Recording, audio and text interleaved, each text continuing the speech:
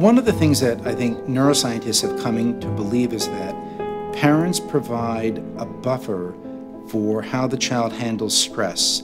So if you think of development over those first few years, a child is experiencing all sorts of stress. They have to be toilet trained, they have to take a nap, they don't get fed when they want to get fed. There's any number of things. There are minor things, but it makes them unhappy.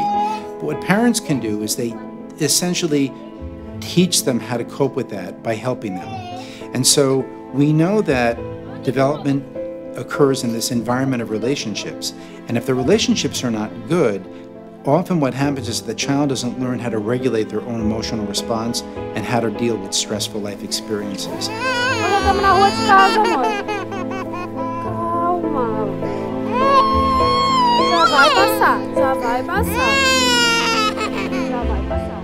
As they grow older and they start to experience real life stress, like, you've always done well in school, now you fail an exam for the first time. You have no experience in how to cope with failure. But if your family has helped you deal with other failures, you'll overcome that.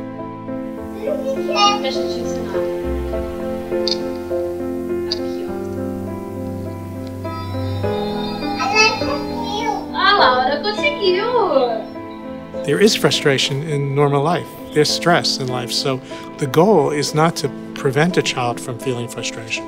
The goal is for the frustration to be manageable and for the child to learn how to deal with frustration. You need that little bit of challenge and the frustration that goes with not being able to do something so easily so that you work at it. It's not only working at it to master that skill, it's working at it to develop a sense of what it's like to work for something that's not that easy. If you never get that experience, if every time you try something that's a little bit frustrating, an adult comes and does it for you, how do you learn how to deal with frustration?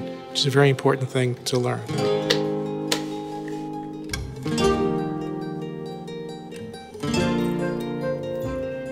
Frustration is a critical part of healthy development, and learning how to master it is a critical part. So it could be in playing, engaging, things kids want to eat. Kids like to eat junk. They like to eat more sweets. It can be frustrating to not be given all of these things. There are sources of frustration everywhere. It's all about balance, right? Não, o suco não, é o papá primeiro. Vamos lá. Isso. I think that we can nurture children's persistence by letting them try things, letting them learn from their mistakes, not trying to correct everything they do so quickly. To be persistent takes patience. And so we have to model that and encourage that in children.